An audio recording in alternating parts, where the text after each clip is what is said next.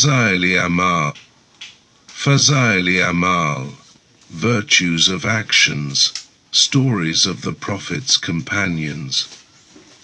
Revised translation of the Urdu book Hikayat-e Sahaba by Shaykhul Hadith Maulana Muhammad Zakaria Kandhlawi, translated by Abdul Rashid Arshad. In the name of Allah, the Gracious, the Merciful. Author's Foreword.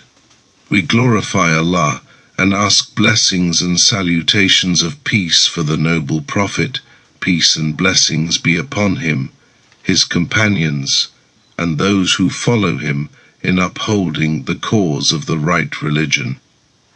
It was in the year 1353 AH that an eminent sheikh, who is my patron, and for whom I have every respect, enjoined me to compile a book containing stories of the companions of the Holy Prophet, peace and blessings be upon him, with special reference to the faith and practices of the women and children of his time. The main idea underlying this behest was that Muslim mothers, while going to bed at night, instead of telling myths and fables to their children, may narrate to them such real and true tales of the golden age of Islam that would create in them an Islamic spirit of love and esteem for the Sahaba, and thereby improve their Iman. The proposed book may thus be a useful substitute for the current storybooks. It became essential for me to comply with the desire of the Sheikh, for, besides being under moral debt and obligation to him for his immense beneficence, I consider the goodwill of such godly people to be the source of success in this world and the hereafter. I knew my shortcomings and difficulties, and therefore had been postponing the execution of this work for 4 years, when in Safar 1357 AH it so happened that I was advised by the doctors to suspend my regular duty of teaching for some time. I decided to utilize this period of rest for complying with the long-standing desire of the Sheikh, with the belief that even if my attempt did not come up to his expectation, it would anyhow be a pleasant engagement for me, and one likely to bring me spiritual blessings in addition. The importance of spiritual stories. It is an admitted fact that the stories of the godly people deserve to be studied rather deeply in order to derive proper benefit from them. This is more important in the case of the Sahaba, who were chosen by Allah for the company of His beloved and our dear Prophet, peace and blessings be upon him. Their stories not only serve as a beacon of faith and practice, but also cause Allah's blessings and mercy to descend on the readers. Junaid Baghdadi, may Allah's mercy be upon him, a head of the Sufis, once said, "Stories of the pious and godly are Allah's special devices which encourage the hearts of those who strive in His path."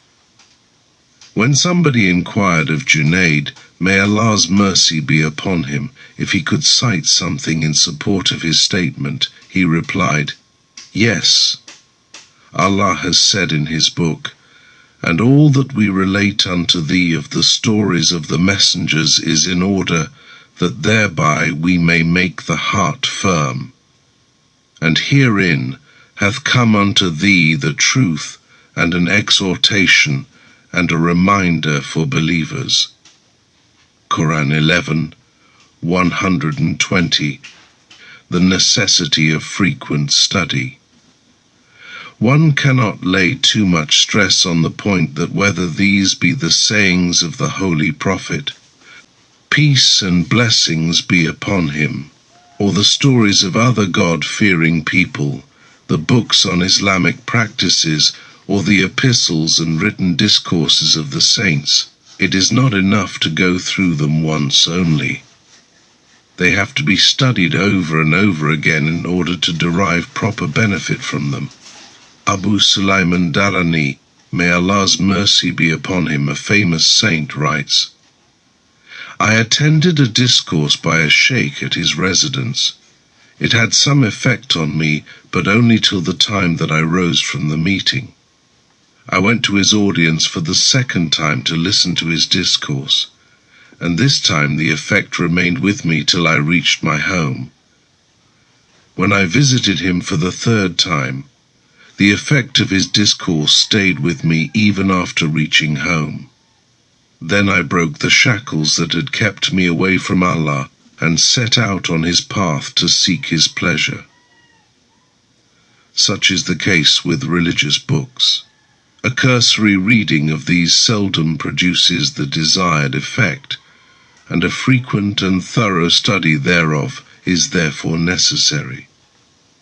For the convenience of the readers and to interest them, I have divided this book into the following 12 chapters together with an epilogue.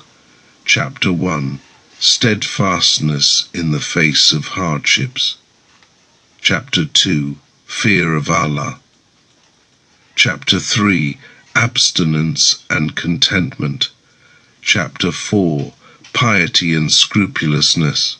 Chapter 5, Devotion to Prayer. Chapter 6, Sympathy, Self-Sacrifice and Spending in the Path of Allah. Chapter 7, Valor and Heroism. Chapter 8, Zeal for Knowledge. Chapter 9, Ready Compliance with the Prophet's Wishes.